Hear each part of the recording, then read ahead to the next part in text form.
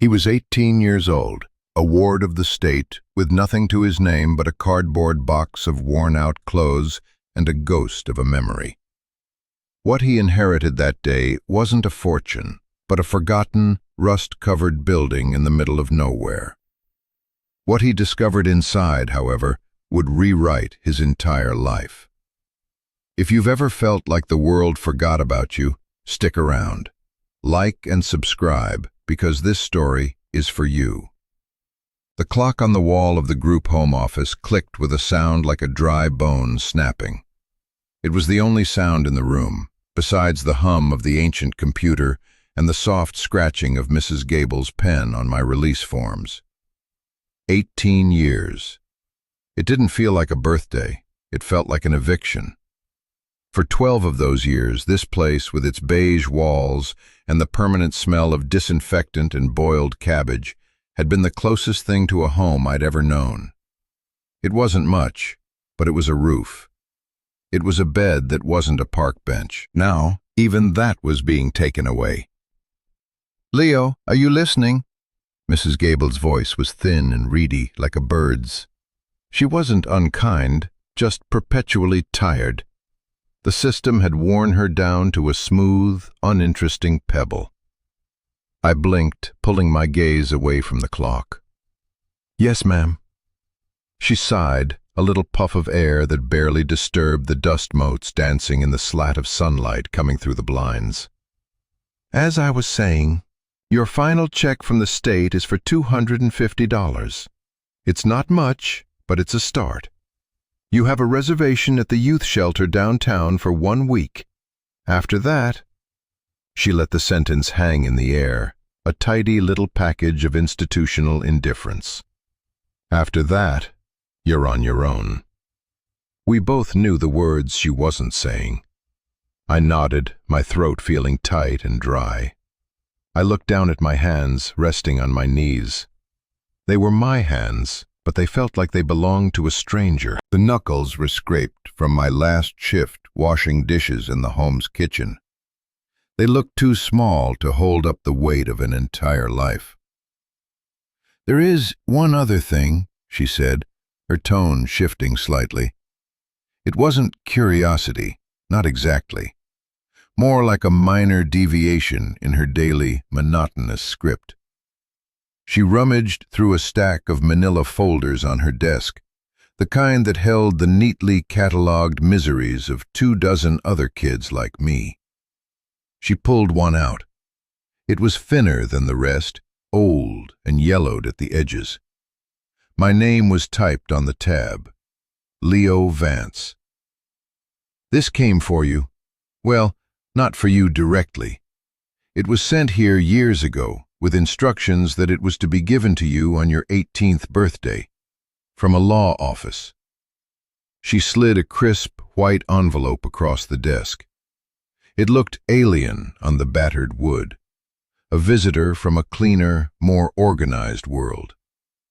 The return address was for a firm I'd never heard of. Abernathy and Sons, attorneys at law. The town name was unfamiliar, a place called Silver Creek, somewhere up north. My heart gave a strange, painful lurch. For a second, a wild, childish hope flared in my chest. A secret benefactor. A long-lost relative coming to claim me, apologizing for the lost years. It was the kind of fantasy you tell yourself in the dark when you're 10 years old and crying into a lumpy pillow that smells like 100 other lonely kids. "Who's it from?" I asked, my voice barely a whisper. "The letter is from a Mr. Abernathy," she said, consulting her notes. "He's the executor of an estate. Your great-aunt's, it says, a Clara Vance." The name was a ghost. Clara. I remembered her in flashes, like scenes from a movie I'd only half watched. A woman with kind, sad eyes and hands that always smelled faintly of soil and rain.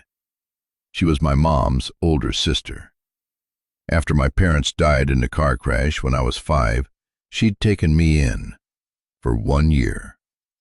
One single solitary year that I clung to in my memory like a precious, fading photograph.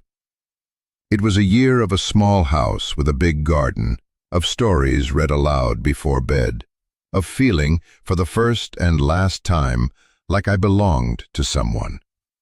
Then, one morning, she was gone. A social worker with a gentle voice and hard eyes came and packed my things. She told me my aunt had to go away and couldn't take care of me anymore. Abandoned. That was the word that branded itself onto my 6-year-old heart. I had written her letters for years, pouring out my loneliness onto crinkled notebook paper, but they all came back stamped, "Return to sender." After a while, I stopped trying. "My aunt," I said, the word feeling foreign on my tongue. I didn't know where she was. "Apparently, she passed away 2 years ago," Mrs. Gable said, with the same detached tone she used to announce dinner was ready. "The lawyer has been holding this for you since." I picked up the envelope. It was heavy, not just with paper, but with the weight of all those silent years. I didn't open it. I couldn't, not in this room, under her tired, bureaucratic gaze.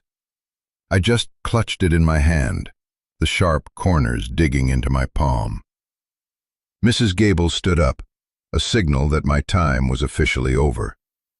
She handed me the check and a flimsy pamphlet for the youth shelter. "Good luck, Leo," she said. It was what she said to all of us. A period at the end of a long, joyless sentence. I walked out of the office and down the long, echoing hallway for the last time. The squeak of my worn-out sneakers was the only sound. I passed the dorm room I'd shared with 3 other boys, the cafeteria where I'd eaten thousands of bland meals, the rec room with the broken foosball table. None of it felt like mine. I had just been passing through, a ghost in someone else's house. At the heavy front door, I paused and looked back. No one was there to see me go. I slipped the lawyer's letter into the pocket of my jacket, hoisted the cardboard box onto my shoulder, and pushed the door open. The city air hit me, thick with exhaust fumes and the smell of hot pavement. I was free, and I had never felt more alone in my entire life. I found a bench at a bus stop a few blocks away, the city roaring around me. Cars hissed by, people hurried past with their faces set, their eyes focused on destinations I couldn't imagine. I was invisible to them all. My hands were shaking as I finally tore open the envelope from Abernathy and Sons. The paper inside was thick and creamy, embossed with the law firm's crest at the top. The letter was short and to the point.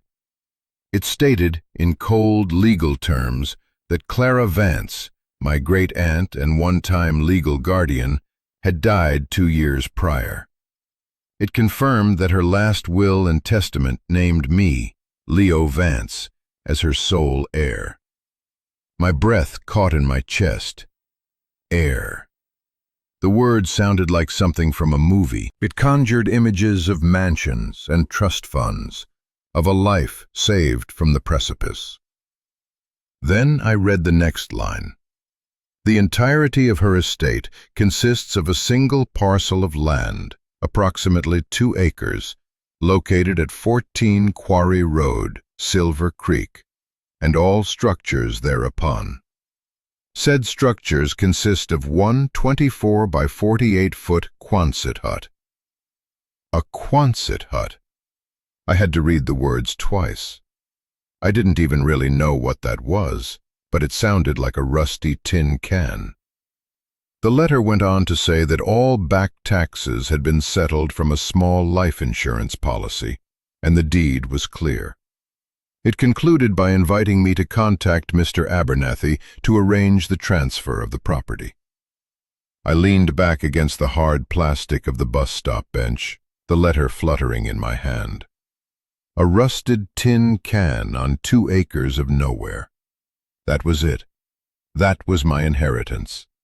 The ridiculous, impossible hope that had flared in my chest sputtered and died, leaving behind a cold, bitter ash. It was a joke. It was the universe's final, cruel punchline. After 12 years of silence, 12 years of feeling like I'd been thrown away like garbage, my aunt had left me a piece of junk. The anger was a hot, surprising thing. It tasted like metal in the back of my throat. She couldn't even be bothered to write me a letter, to explain. She just left me a dilapidated shed. I sat there for a long time, watching the buses come and go. The check for $250 felt thin and useless in my pocket. A week at a shelter, and then what? I could use the money to get a bus ticket to Silver Creek. It was a stupid idea. What was I going to do there? Live in a metal tube? But the alternative was staying here, in a city that had never wanted me, and waiting for my week of charity to run out.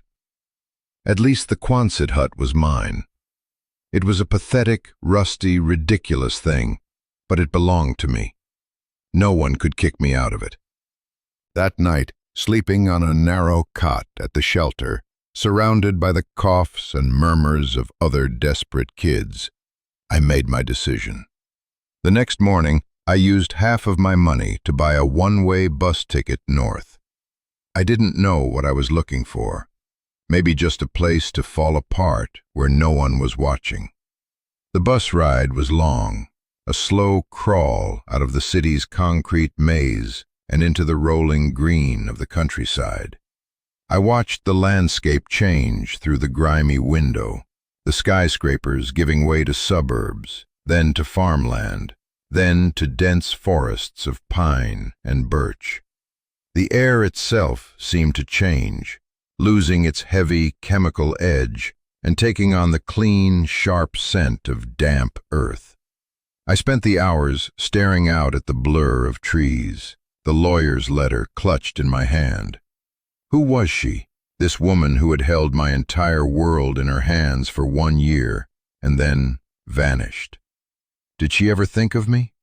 Did she die alone? The questions circled in my head, a flock of angry crows. Silver Creek wasn't so much a town as a place where the road widened for a few blocks. There was a gas station, a diner with a flickering neon sign, a small grocery store, and a handful of houses with peeling paint. The bus hissed to a stop in front of the diner, and I was the only one who got off. The air was cool and smelled of pine needles. The quiet was immense, a physical presence that pressed in on me after the constant roar of the city. For a moment, I just stood there on the cracked sidewalk, my box on the ground beside me, feeling like I'd landed on another planet. The law office of Abernathy & Sons was on the town's tiny main street above the hardware store. The stairs creaked under my weight, and the door at the top had frosted glass with the firm's name painted in faded gold letters. Inside, a woman with a magnificent beehive of white hair looked up from her typewriter. "Can I help you, dear?" she asked, her voice warm and crackly. "I'm here to see Mr. Abernathy. My name is Leo Vance." Her eyes widened just a fraction. "Oh, of course. John, he's here," she called toward a closed door. "Clara's boy." Clara's boy. The words hit me with a surprising force. I hadn't been anyone's boy in a very long time. The door opened, and a man who must have been in his late 60s emerged. He was tall and thin, with a neatly trimmed gray beard and glasses perched on the end of his nose. He wore a tweed jacket that looked older than I was. He wasn't smiling, but his eyes were kind. This was John Abernathy. "Mr. Vance," he said, extending a dry, papery hand. "Thank you for coming. Please, come in." His office was lined with books from floor to ceiling. They smelled of old paper and leather. He gestured for me to sit in a worn leather chair that sighed as I sank into it. He sat down behind a massive oak desk cluttered with neat stacks of paper. "I was sorry to hear about your aunt," I mumbled, because it felt like something I should say. He nodded slowly, looking at me over his glasses. "We were all sorry. Clara was a special woman, stubborn as a mule, but she had a good heart." He paused, studying my face. "You have her eyes." I didn't know what to say to that. He cleared his throat and got down to business. He explained the will again, the transfer of the deed. He had a thick file on his desk, and he handed me a set of keys. They were old and heavy, one a simple house key, the other larger and more industrial. "That big one's for the padlock on the hut," he explained. "The property is about 2 miles out of town. It's rustic." The way he said it, I knew he was being generous. Why? The question burst out of me before I could stop it. Why did she leave? Why did she just leave me there? Mr. Abernathy leaned back in his chair, his expression softening. He steepled his fingers and looked at me for a long moment. "Leo, your aunt loved you very much. I want you to be very clear on that. Her life, it was complicated. There were things she was dealing with, things she was protecting you from. I think she wanted to tell you herself, in her own way." "By leaving me a shed?" The bitterness was back, sharp and acidic. He didn't flinch. "I can't answer all your questions. I can only tell you what I know as her lawyer and, for a time, her friend. Clara was a private person. She bought that land and put up that hut herself, piece by piece. She called it her fortress. She said it was the only place she felt safe." He leaned forward, his voice dropping. "Before you judge her, go out there. See the place for yourself. I have a feeling she left you more than just a metal building." He gave me directions, and I left his office with the keys clutched in my hand and a head full of more questions than answers. The walk to Quarry Road was long. The paved street gave way to a gravel lane that wound its way up into the hills. The trees grew thicker here, their branches forming a canopy overhead. The only sounds were the crunch of my footsteps, the chirping of birds, and the rustle of unseen things in the woods. It was beautiful, but it was a lonely kind of beauty. And then I saw it. The road opened into a small clearing, and there it was. The Quonset hut sat in the middle of a field of overgrown weeds and wildflowers. It was exactly as I had pictured it, only worse. The corrugated metal was streaked with long, weeping trails of orange rust. The arched roof sagged slightly in the middle. The windows were boarded up. It looked less like a building and more like the carcass of some long-dead mechanical beast. A wave of despair washed over me, so powerful it almost buckled my knees. This was my inheritance, a tombstone. I dropped my box on the ground and walked toward it, the tall grass whipping at my jeans. The padlock on the wide sliding door was huge and ancient, caked with rust like everything else. The big key Mr. Abernathy had given me felt cold in my hand. It took some effort, a hard, grating turn that made my shoulder ache. But finally, the lock clicked open. I pulled the heavy chain free and slid the door sideways. It groaned in protest, scraping along its track, opening a dark, yawning mouth into the hut's interior. The air that rushed out was stale and musty, thick with the smell of dust, damp, and time. For a moment, I just stood on the threshold, peering into the gloom. The inside was cavernous. Sunlight streamed in through the dirty skylights in the roof, illuminating swirling clouds of dust. The space was packed, but not with junk. Not exactly. It was filled with the carefully stored remnants of a life. Furniture was draped in white sheets, looking like a gathering of ghosts. Stacks of boxes were piled neatly against one wall, labeled in a tidy, looping script. There was a workbench at the far end, covered in tools and half-finished projects. It wasn't a dump. It was a time capsule. I stepped inside, my footsteps echoing in the vast, silent space. I ran a hand along a sheet-covered shape and pulled it back. It was a beautiful wooden rocking chair, its surface smooth and cool beneath my fingers. I could almost picture her sitting in it, a book in her lap. I moved deeper into the hut, my initial disappointment slowly being replaced by a profound and aching curiosity. Who was this woman?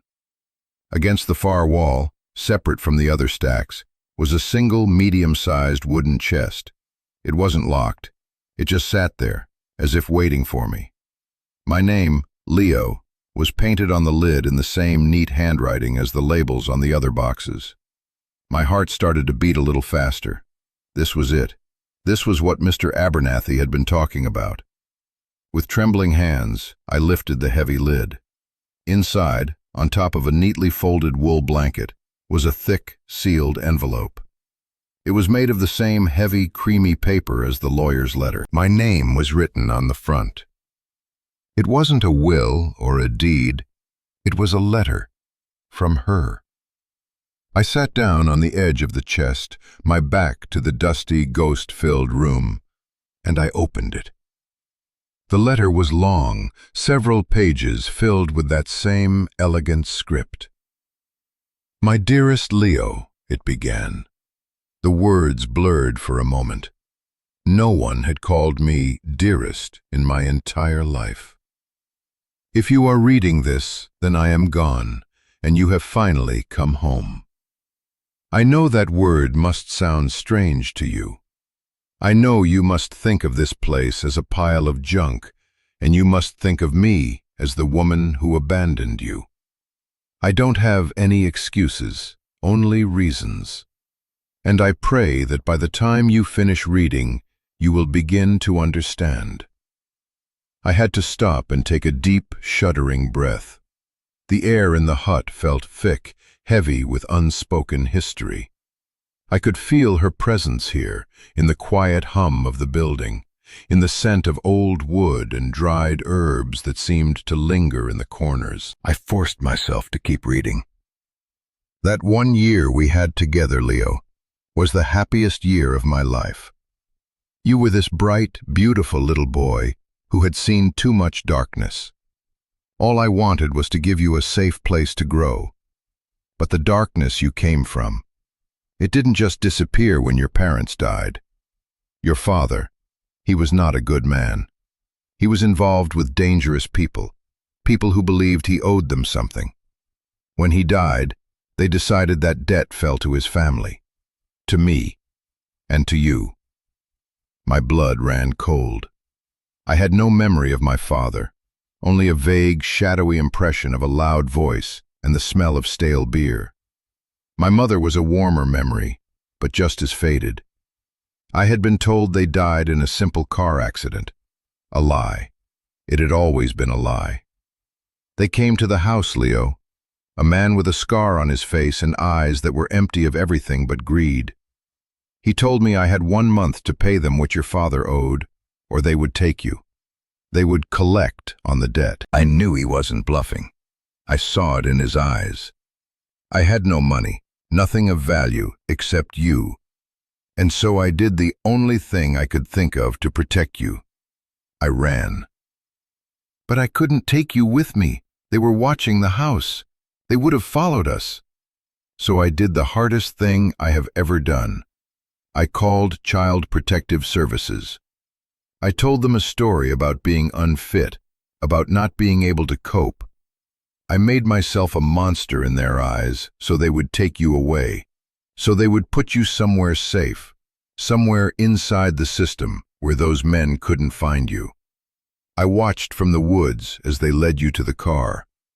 You were so small, and you were crying for me.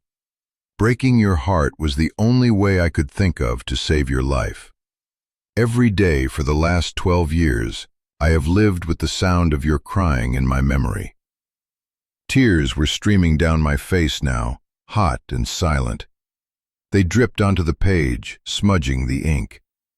I wasn't crying from sadness. It was something else. It was the sound of a 12-year-old wound. A story I had told myself about being unwanted, shattering into a million pieces. She hadn't abandoned me. She had saved me. This place, this rusty, forgotten hut, wasn't a tombstone. It was a sanctuary.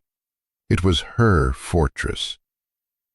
The letter continued, explaining how she had drifted for years, working odd jobs for cash, always looking over her shoulder. She eventually bought this piece of land under a different name, a place so remote she hoped no one would ever find her. She built this hut with her own hands, pouring every ounce of her fear and her love for me into its metal walls. "Everything in this place, Leo, is for you," she wrote. "I saved every penny I could. I learned skills, carpentry, mechanics, gardening, all so I could build a life here that I hoped one day we could share. I wanted to wait until you were 18, until you were a legal adult and those men could no longer touch you through the system. I was going to come for you. I was 2 years away. I'm so sorry I didn't make it." At the bottom of the letter, there was a final instruction. "Under the 3rd floorboard from the workbench, you will find the rest of my story. And you will find your future. Be strong, my boy. You have my blood in you. You are a survivor. This is your home now. Defend it." I sat there for what felt like hours, the letter clutched in my hand, the world tilting on its axis. My anger at her had evaporated, replaced by a grief so profound it felt like a physical weight in my chest. I cried for the little boy who thought he was worthless. I cried for the woman who had lived a life of fear and solitude, all for me. And when the tears finally stopped, a new feeling began to take root in their place. A slow, burning ember of resolve. I got up and walked over to the workbench. It was covered in a fine layer of dust, but underneath, everything was meticulously organized. Tools hung on a pegboard. Jars of screws and nails were neatly labeled. This was the workstation of a person who found solace in order and creation. I counted the floorboards, my heart hammering against my ribs. 1, 2, 3. The 3rd board looked no different from the others. I knelt down, and using the claw of a hammer from the bench, I pried at the edge. The wood groaned, and then with a soft pop, it came loose. My breath hitched. Beneath the board was a hollowed-out space, and inside was a small, fireproof safe. Next to it, there was a stack of something wrapped in oilcloth. I lifted the bundle out first. It was heavy. I unwrapped it on the workbench. It was cash. Stacks and stacks of 20s, 50s, and 100s, bound with rubber bands. I didn't count it, but there had to be thousands of dollars there. A lifetime of scrimping and saving. Then I turned to the safe. There was a small, simple key taped to the top with a piece of yellowed masking tape. I used it to open the lock. Inside were more documents. There was a birth certificate, mine. A few faded photographs of my mother, a beautiful woman with Clara's kind eyes. And a thick stack of letters bound with a ribbon. They were my letters, the ones I had written to her from the group home. Every single one returned to sender, unopened. She had kept them. She couldn't risk opening them, couldn't risk them being traced, but she couldn't bear to throw them away. Beneath them was a thick, leather-bound journal, her journal. I sat on the floor, my back against the workbench, and I started to read. For the rest of the afternoon and into the evening, as the light faded outside and the hut grew cold, I read my aunt's story in her own words. She wrote about her fear, her loneliness, the constant paranoia of being found. She wrote about the men who were hunting for her, the threats, the close calls. She wrote about building this hut, about learning to weld, about planting a garden, about the brutal winters and the quiet, beautiful summers. But mostly, she wrote about me. She imagined what I looked like, what my voice sounded like, what I was interested in. She filled pages with unsent letters, telling me about her day, giving me advice, telling me how much she loved me and missed me. She had created an entire phantom relationship with the boy she couldn't know, a testament to a love so fierce it had survived years of silence and separation. Reading it was like being brought back to life. Every word was a stitch, knitting back together the parts of me that had been torn apart when I was 6 years old. By the time I finished, it was completely dark. My body ached from sitting on the hard floor, and I was shivering from the cold. But I didn't feel cold inside. I felt full. For the first time, I knew who I was. I was Leo Vance. I was Clara's boy. And this was my home. Just then, a piece of paper fluttered out from the back of the journal. It was newer than the other pages, the ink darker. It was a letter, but not from my aunt. It was from a real estate development company, Ridgeview Properties. It was an offer to purchase the 2 acres of land for $10,000. The letter was dated 6 months ago. It spoke of a new resort development, of revitalizing the area. It called the property unimproved and the offer generous. $10,000. To a kid with nothing, it should have sounded like a fortune. But after what I had just learned, it was an insult. They weren't just trying to buy a piece of land. They were trying to buy my aunt's legacy. They were trying to bulldoze her fortress. Suddenly, a new detail from her journal clicked into place. She had mentioned being hassled by a pushy real estate agent, someone who wouldn't take no for an answer, who kept showing up unannounced. She'd worried they were somehow connected to the men from her past, a way of flushing her out. Maybe they were. Or maybe they were just garden-variety predators smelling a bargain. It didn't matter. I folded the letter and put it back in the journal. I stood up, my legs stiff, and looked around the dark, cavernous space. The sheet-covered furniture no longer looked like ghosts. They looked like sleeping promises. This wasn't just a shelter. It was a story. It was a last stand. And now it was mine to finish. The next morning, I woke up stiff and cold on the floor, the wool blanket from the chest wrapped around me. The first rays of sun were spearing through the grimy skylights, painting stripes of gold across the dusty air.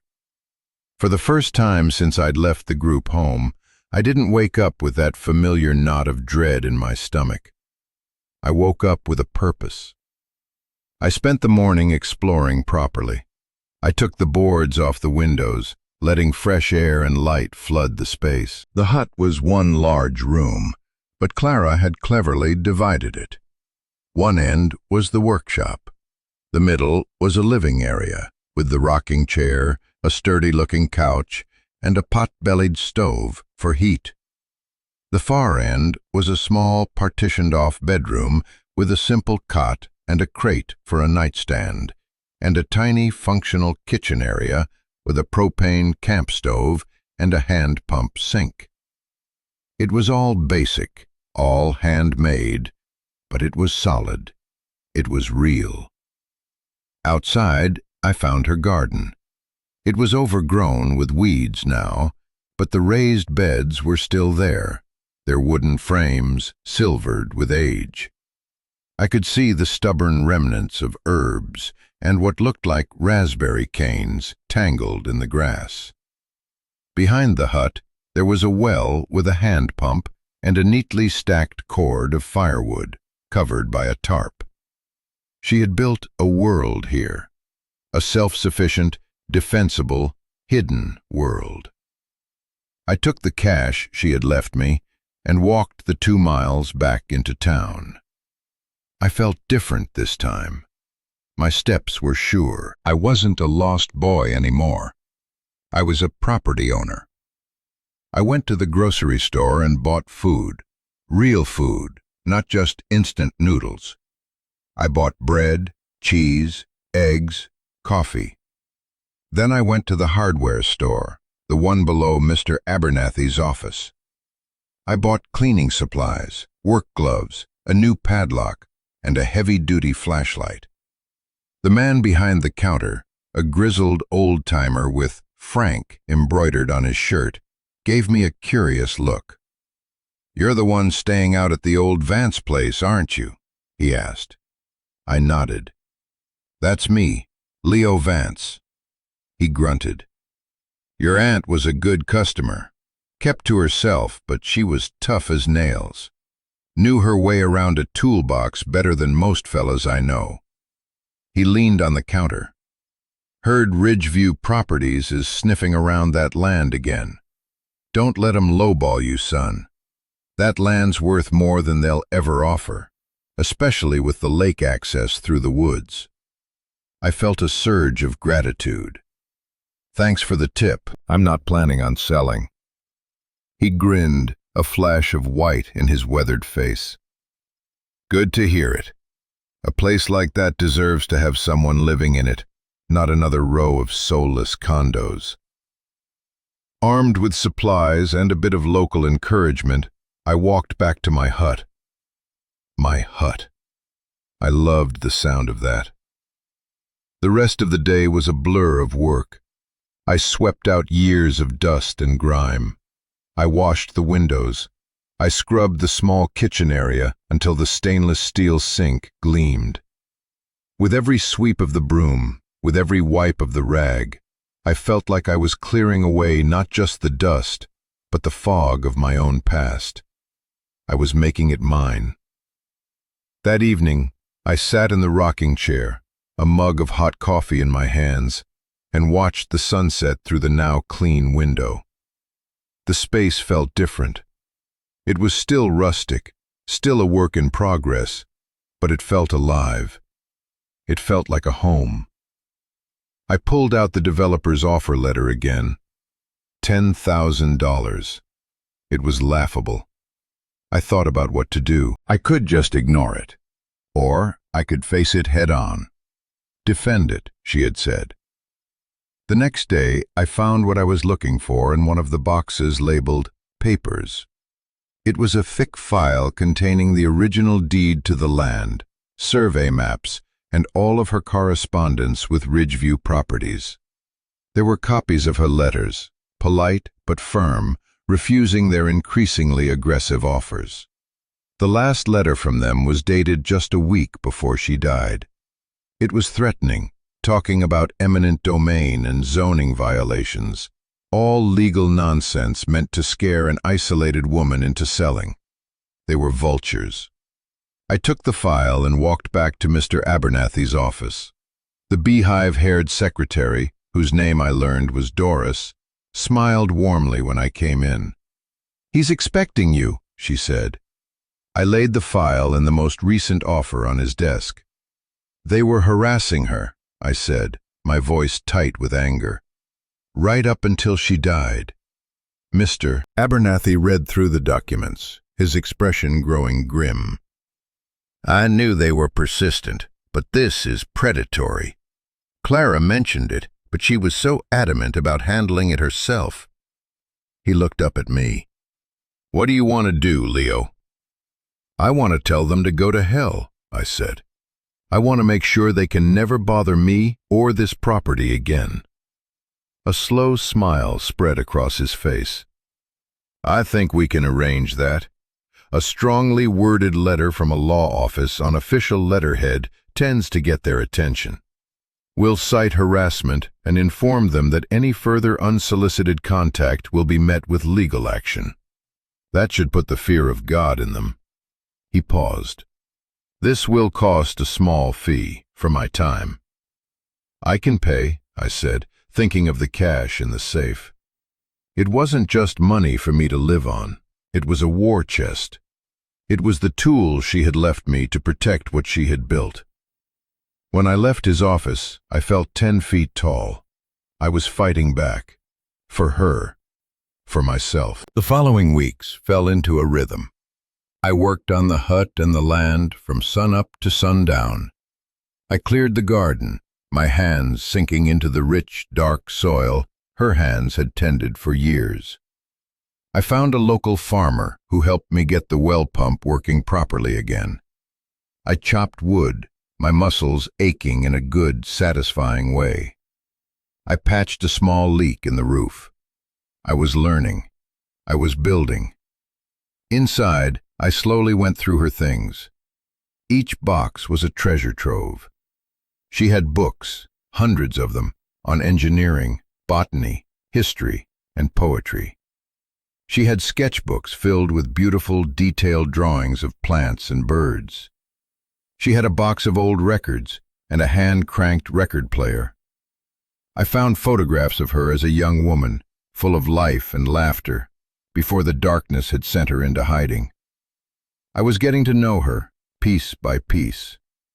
One evening, a sleek, expensive-looking car I didn't recognize pulled up the gravel road and stopped at the edge of my property. A man in a suit got out. He was slick and polished, a city creature completely out of place in the rustic quiet. He had the kind of easy, predatory smile I'd seen 1,000 times on people who wanted something from you.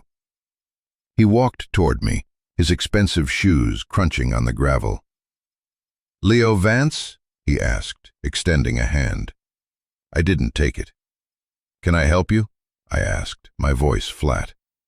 I was standing near the woodpile, an axe in my hand. I didn't lift it, but I didn't put it down either. "Markham, from Ridgeview Properties," he said, his smile faltering slightly. "I just wanted to talk to you in person about our offer. We received a rather hostile letter from your lawyer. I think there's been a misunderstanding." "There's no misunderstanding," I said. "The property isn't for sale. Not now, not ever. You need to leave." He chuckled, a condescending little sound. "Look, kid, let's be real. This is a shack in the middle of nowhere. I'm offering you $10,000 in cash. You could get a real apartment, a car, a fresh start." "This is my fresh start," I said, my grip tightening on the axe handle. "This was my aunt's home. Now it's my home. You and your company harassed a sick woman until the day she died. You're not welcome here. The next time you or anyone from your company sets foot on my property, I'll consider it trespassing." His face hardened, the fake smile vanishing completely. "You're making a big mistake, kid. A very big mistake." He turned and stalked back to his car, slamming the door. He spun the car around, spraying gravel, and sped off down the road. I stood there for a long time, my heart pounding, the axe feeling heavy in my hand. But I wasn't scared. I was proud. I had defended it. That night, I celebrated. I made a real meal on the camp stove. I opened a jar of her homemade preserves I'd found in a crate, strawberry rhubarb. It was sweet and tart and tasted of summer. And for the first time, I played one of her records. It was an old jazz album. The music filled the cavernous space of the hut, a warm, crackling, joyful sound. It felt like I was chasing away the last of the ghosts, replacing the long, silent years with life. Life in the hut was simple, but it was good. It was hard work, but it was honest work. I was slowly turning it from a shelter into a home. I bought a small solar panel set up so I could have electricity for a few lights and to charge a phone. I started the garden again, planting vegetables and herbs. I even found a stray dog, a scruffy, one-eyed mutt who wandered onto the property, and named him Buster. He became my shadow, my companion in the quiet. I kept in touch with Mr. Abernathy. He became something of a mentor. He checked in on me, gave me advice, and told me stories about my aunt, filling in the gaps in her journal. He told me she was brilliant, that she could have been an engineer, but she'd given it all up to raise her younger sister, my mother. She had spent her whole life taking care of other people. One day he called me. "Leo," he said, his voice serious. "I did some digging into Ridgeview Properties, just on a hunch. They're a shell corporation. The money behind them traces back to a man who was a known associate of your father's, the man with the scar." The world seemed to stop for a second. "So, it was never about the resort?" "It was never about the resort," he confirmed. "They were still looking for you, or for anything your father might have left behind. They must have tracked Clara here somehow. They were trying to smoke her out, and when she died, they figured they could just buy the property off her heir for pennies and tear it apart." I looked around the hut at the sturdy walls my aunt had built. Her fortress. It had held. It had kept her safe, and now it was keeping me safe. The threat I thought had died with her was still out there, but it felt distant now, powerless. I was no longer a lost boy in the system. I was here, on my own land, in my own home. They couldn't touch me. "What do we do?" I asked. "Nothing," he said, and I could hear the satisfaction in his voice. "We do nothing. We've sent them a clear legal warning. They know you have a lawyer. They know you're not going to be intimidated. Trying anything else would be too risky for them now. You won, Leo. Your aunt won." I hung up the phone and went outside, Buster at my heels. I stood in the field and looked at the Quonset hut. It wasn't rusted junk. It was a shield. It was a monument to a love so powerful it had reached across death and silence to find me. My aunt had left me so much more than a building. She had left me a blueprint for a life. She had given me back my past, and in doing so, she had given me a future. I still had a lot of work to do. The roof needed more patching. The garden needed tending. I needed to build a real bathroom. But for the first time in my life, I wasn't running from something. I was building toward something. I picked up a hammer and got back to work, the sound of my life beginning, echoing in the quiet, peaceful air of Silver Creek. It's funny how your idea of home can change. For years I thought it was something you were given, something you were born into, a place with 4 walls and a family that belonged to you. But I was wrong. Home isn't a place you're given. It's a place you make. Sometimes you have to build it from scratch, out of scraps and rust and forgotten things. Sometimes you have to defend it. My inheritance wasn't the land, or the hut, or even the money. It was the choice. The choice to stop being a victim of my story and to start being the author of it. If you've made it this far, thank you. This story is deeply personal, and sharing it isn't easy. But I know I'm not the only one who has felt lost, or abandoned, or who has had to find their own way to build a life. Maybe you've had a moment like this, a discovery that changed everything. Maybe you're still waiting for one. I read all the comments, and I want you to know that this community is a place where your story matters. If this resonated with you, please consider subscribing. It helps me continue to share these stories. And tell me in the comments, what does the word home mean to you? You're not alone in this. We build our homes together.